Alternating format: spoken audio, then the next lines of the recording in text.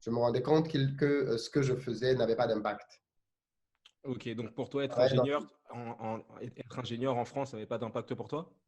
Non, je travaille dans une... Ben oui, moi, je travaille dans le domaine du nucléaire. Ouais. Tu es devant ton petit écran, tu achètes deux, trois bidules pour construire une centrale nucléaire Mhm, que tu n'as jamais vue, des composants que tu n'as jamais vus, mhm, et tu vois pas à quoi ça sert. Quoi. Une centrale nucléaire, tu commences, je dis, peut-être quand elle sera terminée, tu seras mort. mhm.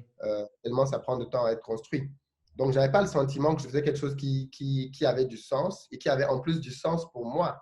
Ouais. Parce que clairement, le nucléaire, c'est quelque chose dont je m'en fous un peu. Quoi. Je suis allé là parce qu'il y avait un boulot, parce qu'on me proposait une offre, Mhm. mais j'ai pas d'attache particulière avec l'énergie nucléaire pour dire que c'est quelque chose que je rêvais faire. Non, pas du tout. Mhm. Et je pense que beaucoup de gens sont comme ça, c'est-à-dire on fait des jobs de subsistance, des jobs pour gagner son pain quotidien, Ouais. mais il n'y a pas d'amour particulier ni de passion. Or, il se trouve qu'à un certain moment donné dans la vie de l'être humain, Mhm. la quête de sens est la chose qui prend une importance très grande, à tel point que beaucoup de gens vont te dire que les principaux regrets qu'ils vont avoir, hein, et moi je connais plein de tontons, des tatas comme ça qui aujourd'hui gagnent même bien leur vie, qui ont 60 ans, qui sont à l'aune de la retraite, Ouais. mais qui regrettent le fait qu'ils aient vécu toute leur vie là parce qu'ils ont le sentiment qu'ils n'étaient pas à leur place. Et est-ce que c'est Donc, quelque chose que tu as eu peur de vivre, toi, en te disant, OK, vraiment, oui. là, je commence à avoir des sous, à bien rentrer, j'ai peut-être acheté quelque chose, mais les années passent. Est-ce que tu t'es dit, oulala, là là, si je continue comme ça, je risque d'avoir des regrets dans 40 ans? Oui, parce que je me rendais bien compte que je ne suis pas à ma place. Ok, Et que je pouvais avoir, parce que moi je rentrais en Afrique pour voir ma famille aussi. ouais. Et je me rendais compte que chaque fois que j'arrivais en Afrique, mais en fait, il y avait tellement de choses autour de moi que je pouvais faire pour avoir de l'impact et qui Mhm, changeaient vraiment les vies des gens. mhm, En Europe, j'avais rien, je faisais rien. Je veux dire, même quand j'ai investi dans l'immobilier, parce que moi j'investis, enfin, j'ai commencé par l'immobilier en France, mhm. j'ai acheté un premier immeuble. Mais tu Yes. achètes un immeuble, tu as des gens dedans, des locataires, tu ne changes pas la vie des gens. Quoi. Je veux dire, s'ils quittent ton immeuble, ils vont aller habiter chez le voisin. Tu es Mhm. une option parmi tant d'autres. Yes. En Afrique, non. Ce que tu fais change vraiment la vie des gens parce qu'ils n'ont pas pour beaucoup d'entre eux des alternatives. Mhm. Ok. Donc, Et du coup, qu'est-ce qui s'est passé? Quel a été le... Est-ce que tu as eu un déclic où tu t'es dit, OK, là, je plaque tout, ou est-ce que ça s'est fait de manière un peu plus transitoire, où tu as fait les choses proprement et avec non, douceur? on va dire que ça a été progressif, c'est-à-dire tu as toujours un peu le ras-le-bol avec ce qui se passe au boulot, là où les gens font des guéguerres inutiles, les gens Ouais, se battent pour des postes, des ouais, chefs qui te parlent comme un chien ouais. parce qu'il a une petite autorité qui lui est donnée et qu'il peut perdre à tout moment, mais il ne s'en rend même peut-être pas compte, Mhm. puisque c'est pas sa boîte. Ouais. Euh, et tu as de l'autre côté ce que moi j'appelle l'appel du pays, c'est-à-dire tu grandis en conscientisation et tu te rends compte que notre continent a été victime pendant très longtemps de beaucoup d'injustices, Mhm. d'esclavage, de Mhm. colonisation, Mhm. de personnes qui ont quitté le continent et qui sont maintenant un peu partout. Parce que tout ce qui est noir sur la planète en général vient d'Afrique, hein, États-Unis, Colombie, Antilles, tout ce que tu veux. Mhm. Moi, j'aime bien dire qu'ils sont arrivés là-bas par accident. C'était pas, la maison, c'est l'Afrique. Et tu te rends compte surtout de quelque chose qui m'a beaucoup marqué, c'est le mépris qu'on a vis-à-vis de l'homme noir. Mhm. Le mépris qu'on a vis-à-vis de l'homme noir dans la société, parce on est en Occident, les gens grandissent dans des sociétés racistes.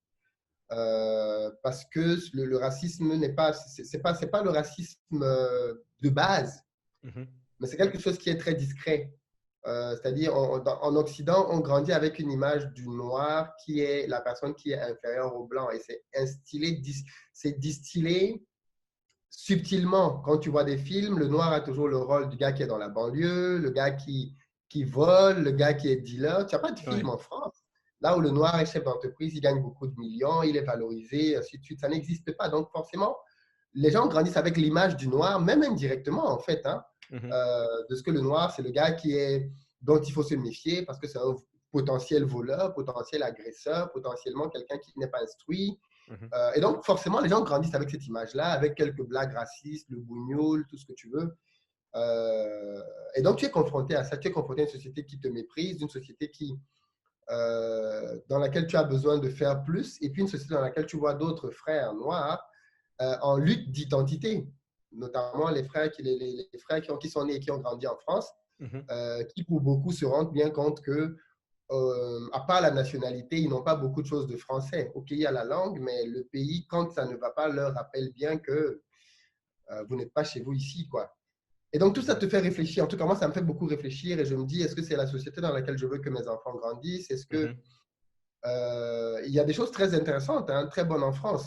Mais ouais. tout ça mis ensemble fait quand même que je me dis, euh, il y a d'autres choses à faire ailleurs. Et si moi, je ne les fais pas, Mhm. qui va les faire en fait? Yes, c'est une excellente question. Voilà. Et c'est de là que ça part.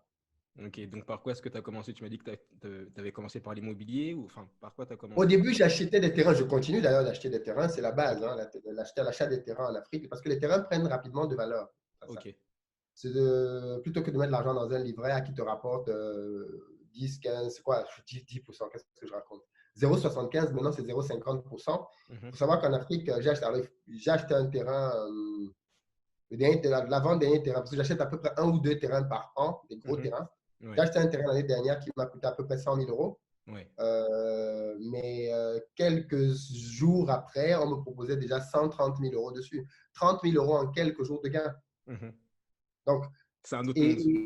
et ça ne fait qu'augmenter Ouais. parce que l'immobilier, le foncier prend rapidement de la valeur dans les capitales africaines. Donc, Mhm, j'ai commencé par ça, par investir dedans, acheter des terrains. Et ensuite, je suis tombé sur une opportunité d'acquisition d'un terrain agricole. En fait, je suis tombé dans l'agriculture un peu par hasard. mhm, Donc, un jour, ma mère m'a appelé pour me dire qu'elle avait quelqu'un qui lui proposait un terrain agricole d'un certain nombre d'hectares. Et je me suis dit, pourquoi pas? J'avais de l'argent, des liquidités, et pourquoi pas? J'ai commencé par prendre des hectares et j'ai fait grandir ma parcelle au fil des années.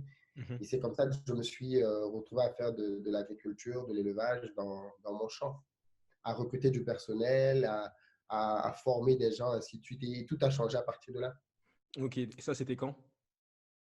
L'acquisition du terrain, je l'ai faite en 2000. Alors, les premiers terrains, c'était en 2012. Mhm, Les tout premiers terrains que j'ai acquis, c'était en 2012. L'acquisition du terrain agricole, je pense que c'était vers 2016. ok. Et donc, ensuite, j'ai commencé à faire mes petits essais dessus jusqu'aujourd'hui. Ok.